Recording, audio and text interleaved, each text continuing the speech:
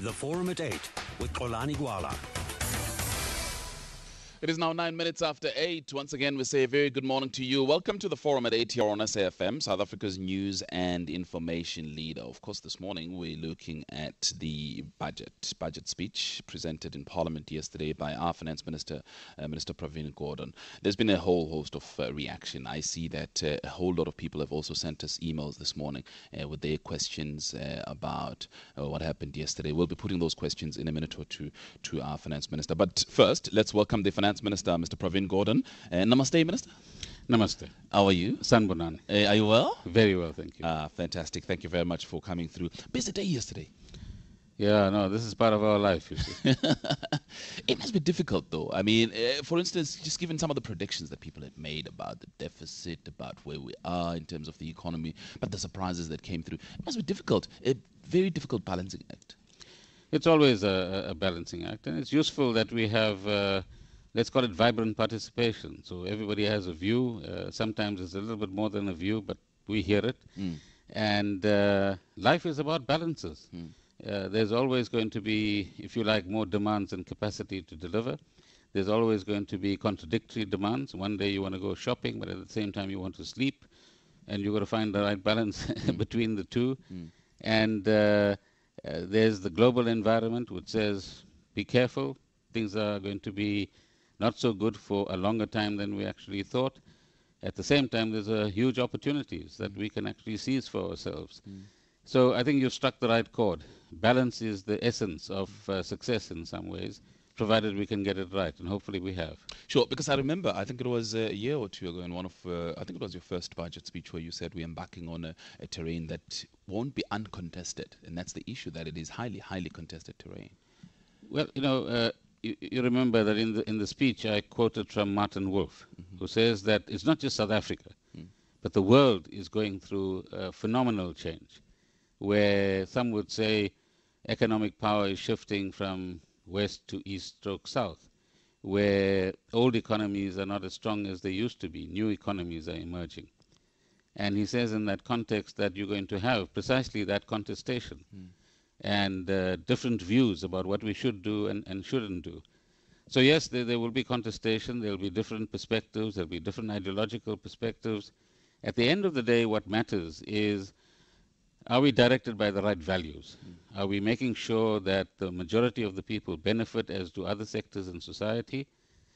Are we making sure that we're doing things in a sustainable way so that we don't get short-term benefits which cost us in the long term? And the other important element, apart from values, is, are we being pragmatic? Sure. In other words, doing things rather than talking about it, which was an important theme as well. Sure, which brings me to what you referred to in the speech yesterday as the central policy challenges that we face in this country: growth of our economy, more rapid job creation, and reducing poverty. Does the budget presented yesterday as a policy statement address these central challenges in your view? We want to see more growth. So, for example, investing in infrastructure is both a short and long-term measure to increase the prospects of growth. Supporting business enterprises through the competitiveness package, supporting special economic zones, supporting micro and small businesses, reducing their tax burden, reducing their compliance burden, all of that is supporting businesses to invest. Remember, businesses are 70% of our economy, not the government. And on the one hand, you do want government efficiency, but on the other hand, you want to make sure that businesses expand, that new businesses come onto the scene, and that we are a lot more energetic, dynamic, and entrepreneurial than we actually are. We also need to remove constraints in our economy, because if you remove those constraints, you liberate the possibilities of growing faster. And as part of that contestation that you referred to earlier on, I think the lesson from many other parts of the world is that there isn't one single formula that's going to work. Many commentators would like to believe that their way is the only way. In fact, we've got to be a lot more eclectic and plural, or pluralistic in our approach. We've got to try to tackle this particular problem of growth and jobs from many, many different angles, because you don't quite know which one is going to succeed and which one is going to fail. But this problem of growth is a serious problem, given I suppose also reflected largely yesterday. I mean, we were talking here, for instance, about the 1.1 trillion rand budget. Yet, in terms of revenues, we're standing at about 900 billion rand in terms of revenue. It's unsustainable going forward. It's very difficult. How are you going to meet the gap? What are we going to do if the economy grows at about 2.7%? Well, that's why I say you've got to pull. We talk about levers of change. So the one lever is to promote growth. The other lever is to manage our finances in a sustainable way. So we have evidence which says 4.8, 4.6, ultimately 3. Now, that's just not about a decreasing number. It's also saying that if you're at 4.8, 4.6, you'll be paying about 100 billion rands of interest on your borrowings in the coming year.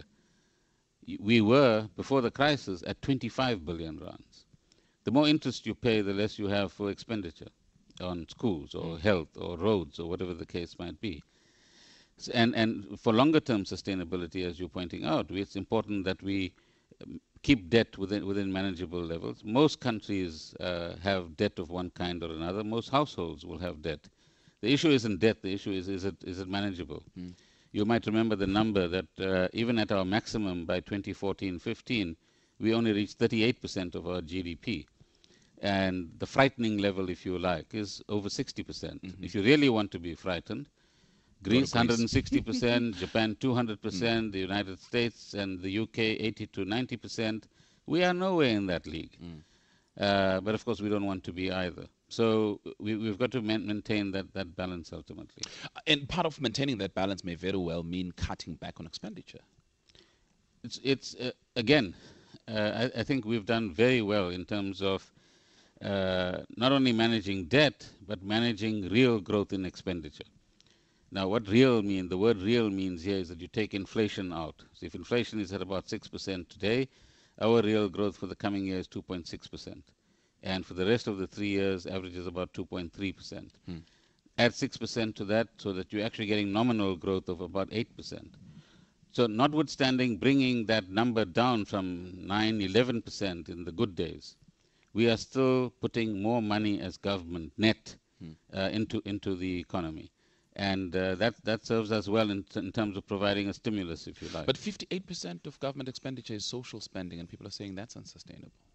It is precisely why we're saying grow the economy, create jobs. So that's precisely why we're saying businesses must go out of their way to give youngsters, for example, an opportunity to get work experience. And that is why we're saying become dynamic South Africans, think differently, go outside of the box and do unusual things in order that we can crack this particular problem. The President, the whole of the Cabinet, the whole of government will absolutely be in agreement that whilst we need a social security net, social security can't be your sole income over time. We want people to work. Now, we looked at some figures recently of a piece of work that an economist in the private sector did, which is fascinating. And it looks at what are called LSMs, from the very bottom to the top. Now, the first 3 layers, LSMs 1 to 3, which have very minimal income, we might think are only dependent on government grants. What this research shows is that people, in fact, have developed ways of getting their own income, which we don't normally register in the broader sense. Sure. And we need to create, from the government side, facilities which enable people to generate income. And from the people side, we require that entrepreneurial and energetic spirit, which actually takes us forward. And central to assisting in the growth of this economy, of course, is the infrastructure program. But the concerns that have been raised, and I think you touched on it slightly yesterday, about the 68% of the amounts allocated that were spent in 2010 and 2011. That's the problem. Problem is money is allocated, but it's unspent. Half full, half empty. So let's take a half full it's always good. It's always good, yeah. Right? And say that, yes, that is the problem. I think the good thing is that we as government can say frankly to the country, we have a problem on the spending side. We have a problem on the implementation side. We are a young state that wants to become a lot more competent than we are. And these are the 5 or 6 things we're going to do to compensate for the weaknesses that we've demonstrated until now. And it's not just spending of money, it's spending effectively and cost effectively as well. So I'm optimistic that in the next year or so, we'll be able to put together a series of measures that will enable us to overcome the implementation challenge. So in other words, but the implementation problem in your view is just about capacity? It's about capacity at certain levels. Now, we implemented the World Cup program. Yes.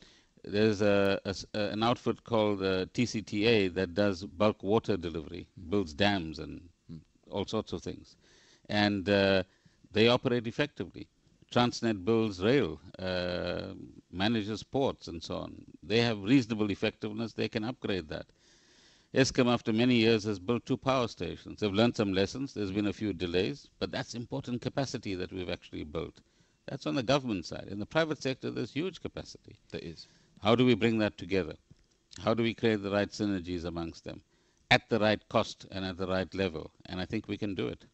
Do you think it's probably, and I mean, there's an article in Business Day today which suggests that the ANC government is now a lot more keener to bring in the private sector than it has been in the past. Do you think that that's a fair assessment? And do you think that the private sector has in the past perhaps been left on the sidelines? I don't think so. I think the ANC, in its policy documents, has always said that we have our vision is one of a mixed economy, where private sector, government, and let's call it the cooperative sector or social sector, all have an important role to actually play. I think we need to build better lines of communication. We need to build more confidence in the business sector. We need to build trust between business leaders and government leaders that will enable us to work with a greater amount of synergy and harmony, if you like, in this particular regard. And all of that will help us to create the right atmosphere.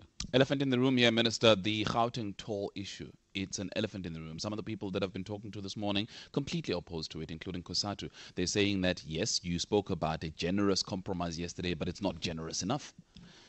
No, I understand that. Remember that Kosatu has now taken a stand from which it will have difficulty retreating. We understand that. We also took a stand as government from which we've retreated. You see, the time has come to retreat from fixed positions. Government has gone out of its way to find money that we never intended to allocate. 5.75 billion rands. That was not on our screen at all until the last minute. And we were fortunate that we had extra revenue and so on that we could actually put together as a once-off payment immediately. 5.7 billion rands. That's a lot of money.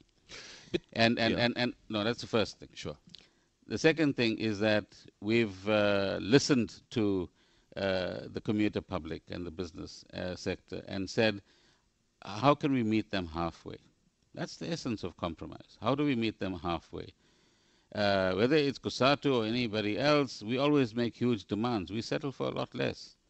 And the spirit of compromise must pervade this particular debate as well, however emotional it's been until now.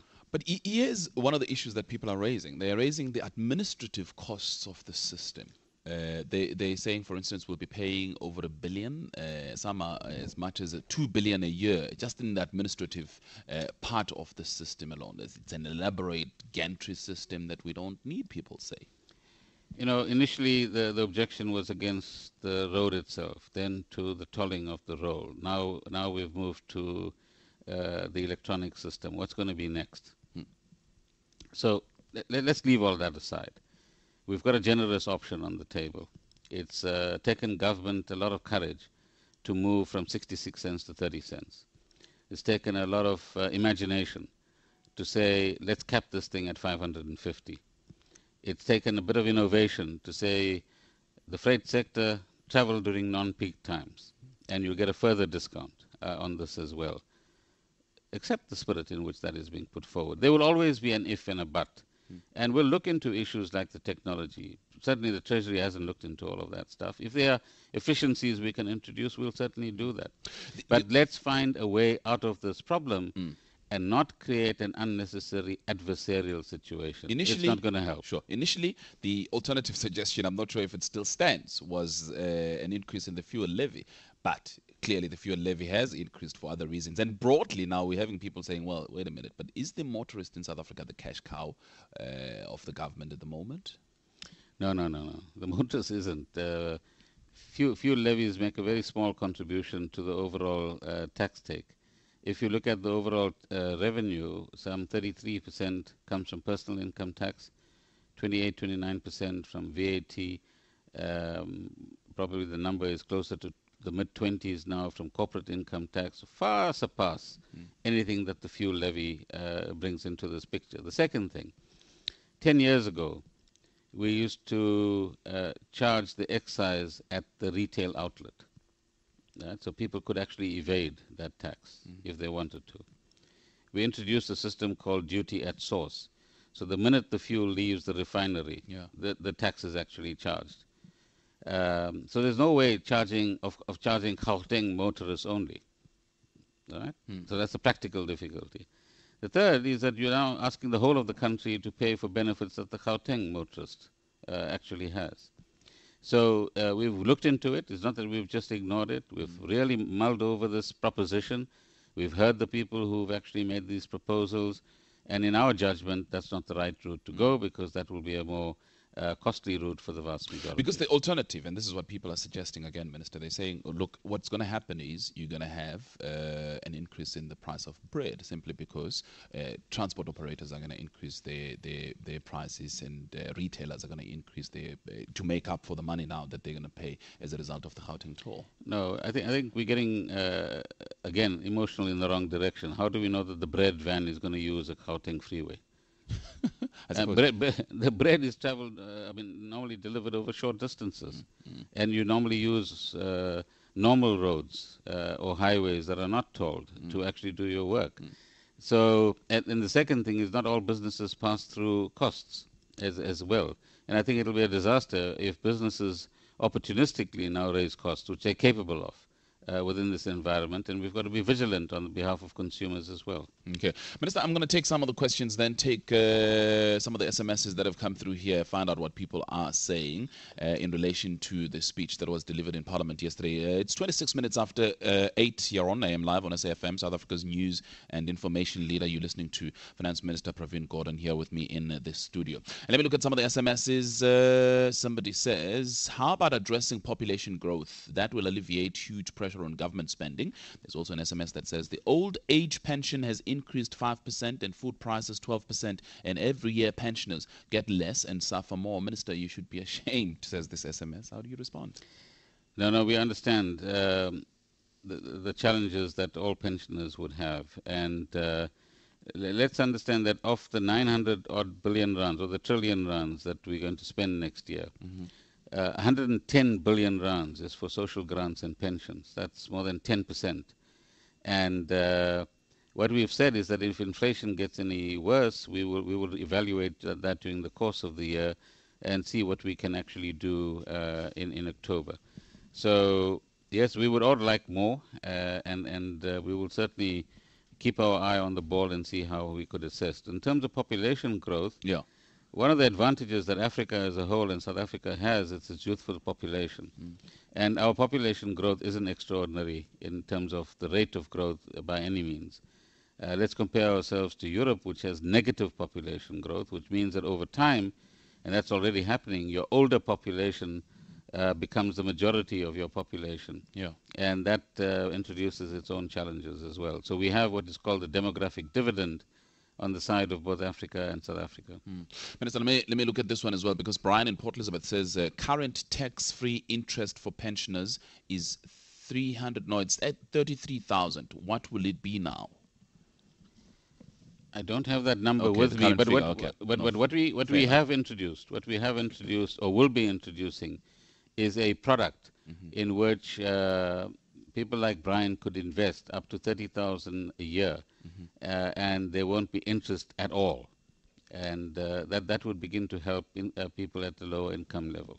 Okay. Good budget, but how do you ensure that beneficiaries of infrastructure are not BEE close to the president, like the Guptas or those linked to Malema and Nyanda? Says another SMS. Mike says, businesses in huge Chinese malls do huge turnovers, have no cash registers, pay no VAT plus income tax, yet no mention in the budget. Fiscus losing millions in taxes. That's according to Mike. Njomane says, can you please explain to the nation explain why some councillors want to spend 3 million rand for a water week. Perhaps also an issue of efficiencies here, Minister? No, absolutely. Let's start with the councillors. I think, you know, politicians think that they must do glamorous things in order to get votes, and they don't realize the amount of money that they either waste or spend incorrectly or inappropriately in the process. And what we require, Xolani, is an active citizenry. People who not just speak to you on your talk show, but go out there and make their voices heard and organize communities and hold councillors and others accountable. And the appeal that we've already made and frequently make is for public officers, either in political positions or officials, to remember that they're paying or using ratepayers and taxpayers' money. It's not their own money. And they must show greater diligence in terms of what they do and exercise very careful judgment in terms of what they spend that money on. And the Chinese malls, our policy position is quite clear that anybody doing business in South Africa, in whatever form, that passes the tax threshold must actually pay tax. And we'll bring this to the attention of the South African Revenue Service. As far as beneficiaries of the infrastructure program, we as you know, we've made several announcements in relation to procurement practices and processes. And we hope that that will increase the level of transparency, increase oversight, and enable us to run legal processes that have passed all the tests in terms of the supply chain rules, and that we get the pricing right as well. And I'm confident that over time we will actually push back on malpractices around the country. We're going to take the news headlines, but I just would like to talk a little bit about the procurement space, because you spoke about it in your budget yesterday, that there will be some changes. There will be procurement principal? Is that what you said? Procurement officer. I beg your pardon, procurement officer, yeah. What will the procurement officer do?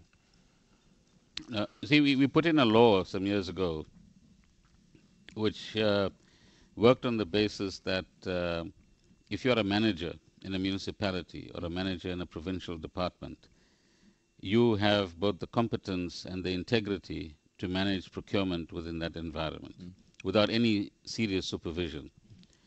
And we have come short on that wonderful objective that we've had. So what we want to do is to create more coherence in the procurement system. And this National Procurement Officer will have the responsibility of creating systems that will, and an analytical capability, which will enable us to detect and monitor transactions that are taking place on major items in all parts of the governmental system.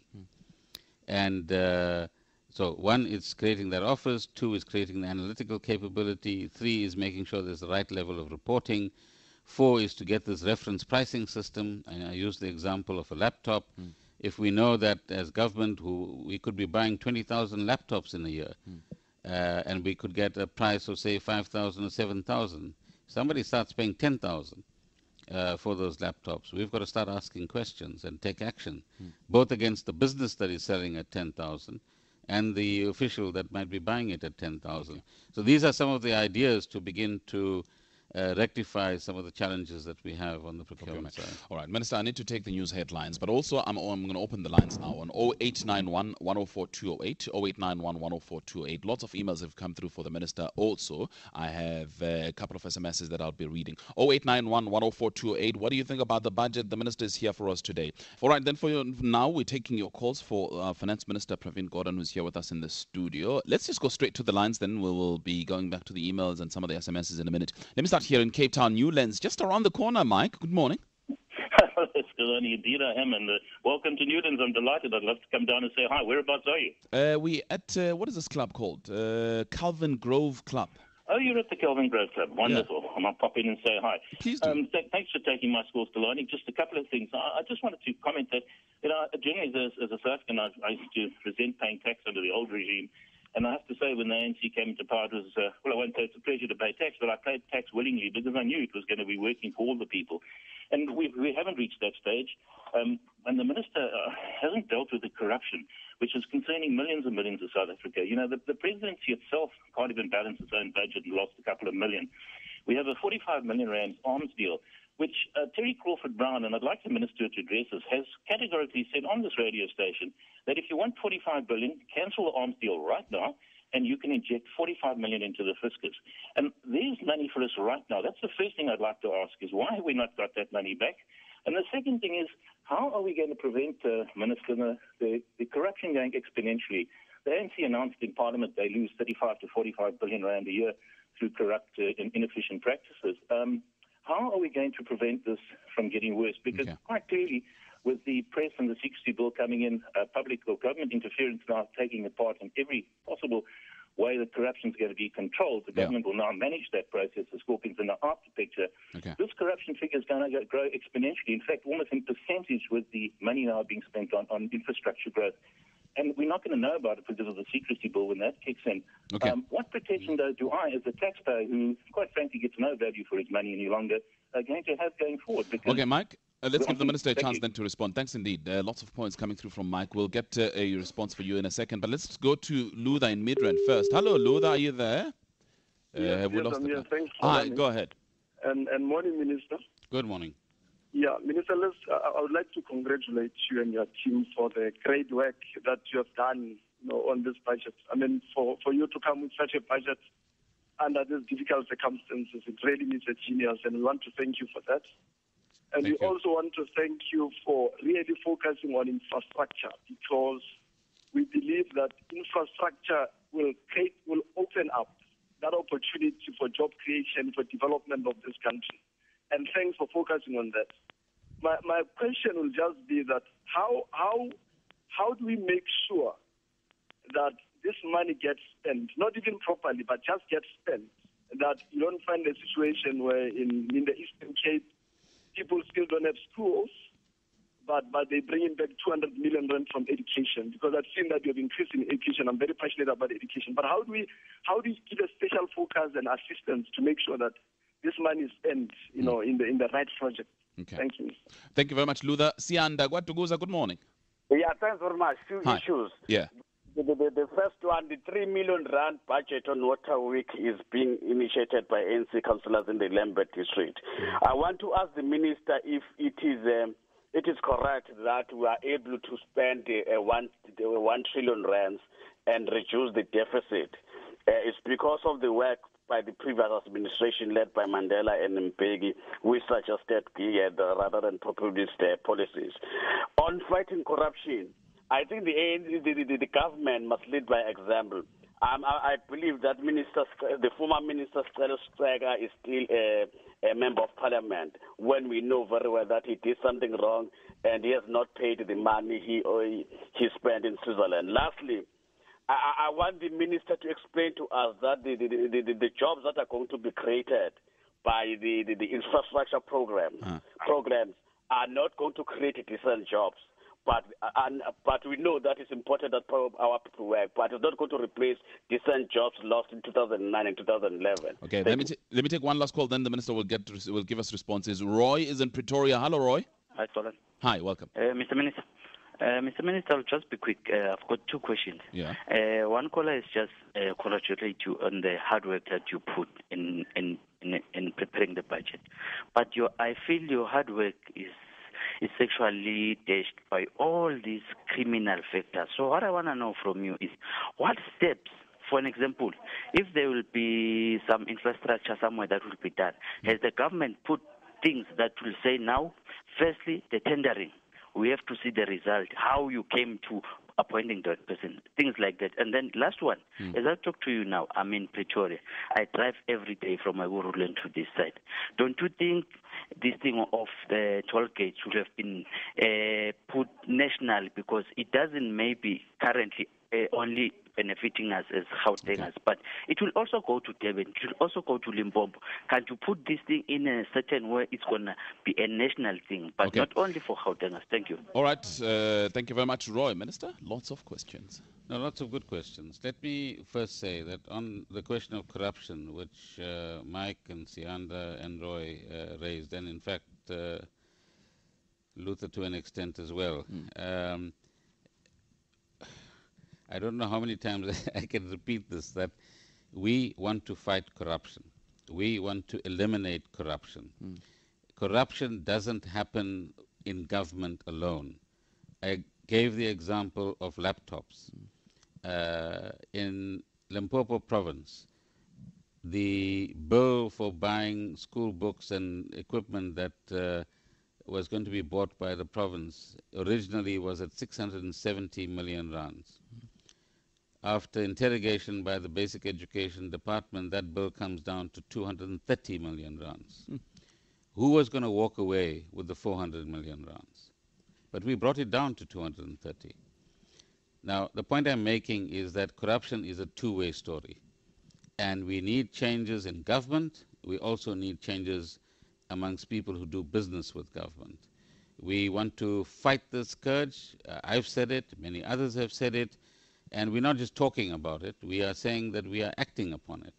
There are numbers in the speech. There are numbers announced by Minister Khadebe and Mtetwa, which give examples of what this joint task team on corruption is achieving in terms of number of cases, above 5 million rands, the number of prosecutions that have started.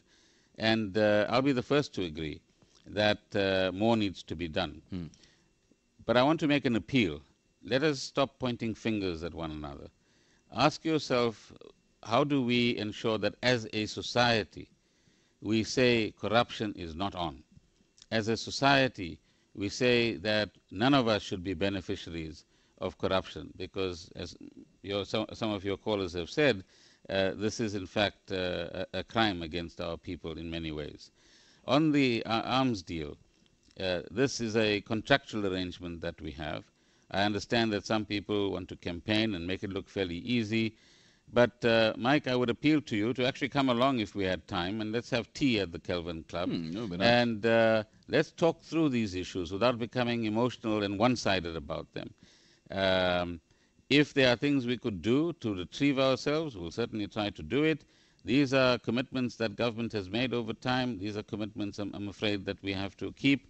And I can guarantee you corruption is not going to grow exponentially if we can get all role players in South Africa to work with us, both within government and outside of government. Yeah. Luther, thank you for your commendation of the Treasury team, broadly speaking. And you're absolutely right. Let's focus on getting the infrastructure projects going, and that will begin to trigger jobs and other benefits in our environment. And we've announced a number of things that we want to do to overcome the difficulty that you've talked about in particularly provincial departments and the smaller municipalities delivering on infrastructure. And we admit and confess to, if you like, our weaknesses on the implementation side. We want to rectify that in the period that lies ahead. Sianda, I've addressed your corruption issue without getting into specifics. And here if you are in Ilembe district, go and speak to your councillors and stop what you think is actually wrong. And as far as jobs are concerned, you already in South Africa have different types of jobs, if you like. People work casually, people work for themselves, and others work in very formal environments. Ultimately, our objective must be decent jobs for all, but we'll have to find a South African way of actually getting there. Roy, on the toll road question, my only appeal to all of us now is that government has, as I said earlier on, gone to quite an extent to lighten the burden, and it is not fair to ask Durban motorists to pay for roads that Gauteng motorists are going to be using. But we've learnt a lot from this exercise as government. We'll be thinking much more carefully about road construction and how we pay for it in the future, and also where it is appropriate and not appropriate to have toll roads. So we need to go beyond the road saga and concentrate on what we can do together. All right, I'll take more calls on 0891 104 208, 0891 104 208. But let me read some SMSs again here, Minister. Somebody says, do a skills audit of all employed in managerial positions in government and municipalities. There's also another one from Mo in Nelspruit who says, get banks to work with Treasury and SARS up to the municipality level in order to work with the Procurement Office and handle payments. Oliver says, what is the Minister doing against crime and corruption inflation? I guess that's the question that the minister has just been answering. Another one says, why no limit on money spent on luxury cars? Bring down to more suitable level and reduce number of employed in cabinet at all parliaments. I would like you, Minister, specifically, I mean, obviously respond to these SMSs, but starting with the one about skills audit in government and municipalities. I think various departments do undertake skills audits, but I think the person who's sending this message is absolutely right, that in many environments we don't have the appropriate skills in government. In many environments, wrong appointments have been made, and both political office bearers and administrative leaders must take responsibility for not ensuring that the right skills are deployed. My colleague, the Minister of Health, for example, is quite clear that he wants professional hospital managers, not a person who knows nothing about the health system, getting a job because somebody is his friend or her friend. And he announced yesterday that he will be advertising some 70 or 80 jobs of hospital managers around the country. And that's a move towards ensuring that the right skills are deployed in the right place. It's very important that we keep the pressure on public officials and politicians and say we want skilled people in those jobs. If it's an accounting job, get an accountant to do it. If it's an engineering job, get an engineer to do it. And getting people into positions because they happen to be one's friend or family is ultimately damaging our own integrity and the ability of the state to actually deliver. In the short term, somebody has a job. In the long term, we don't have delivery that we actually require. The Forum at 8 with Xolani Gwala. All right, you're with the Forum at 8 here on SAfm, South Africa's news and information leader, and the Finance Minister is our guest on the show at this time. Let me just take last couple of calls here, actually, starting with Fatima in Durban. Let's start in Durban. Fatima, good morning. Morning. Hi, welcome. Minister, I'd like to find out from you, what has the Treasury done to prevent Durban's 2 billion rand debt? Durban was one of 2 cities in the world with a AAA credit rating. How did we go from that to 2 billion rand? All right, Fatima in Durban, thank you for your call. GM is in Toriando. Good morning, GM. Hello. Hi, welcome. Yeah, the issue is that the speech was good, but my problem, I was disappointed because the minister didn't even mention anything or any system or any method which can assist in the development of persons with disability.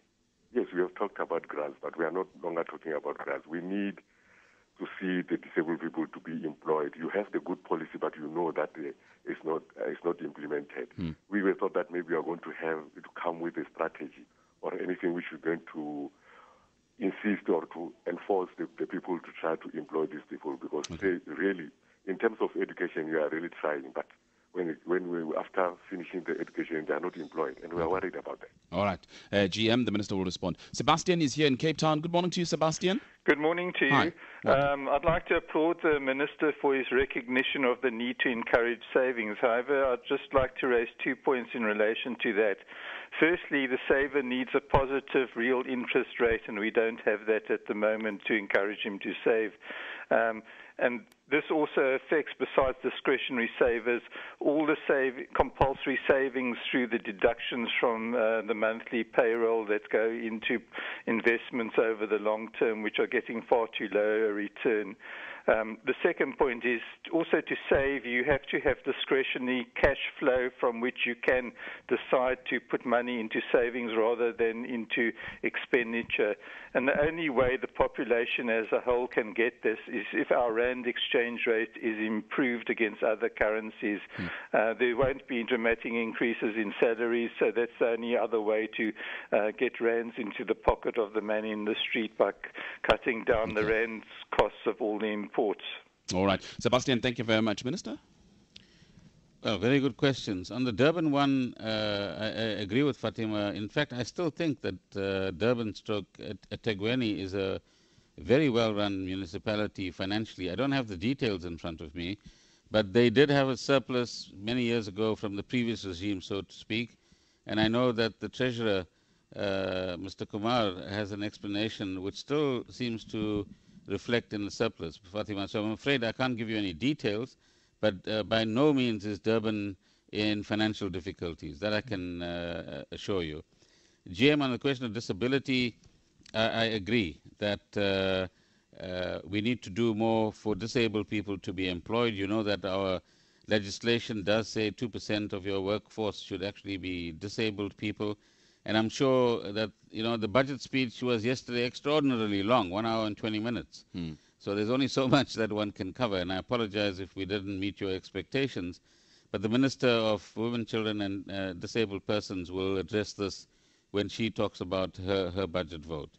But I hope that other listeners are listening to GM and come to his assistance and enable disabled people to play a productive role in our society. Sebastian, real savings rate. Yes, this is a big debate. If you talk to the business sector, they want lower interest rates. And if inflation is high, then real interest rates run into difficulty. And that's the careful balancing act that we have to perform. When businesses are happy with low interest rates, savers are not. Now, don't feel too bad, because if you look at the European and the US environment, they also have difficulties where real interest rates are close to zero, if not below zero. And you're going to have swings and turnabouts as far as roundabouts as this situation develops. In terms of discretionary cash flow and the cost of imports, I slightly disagree with you. Discretionary cash flow is created by controlling expenditure.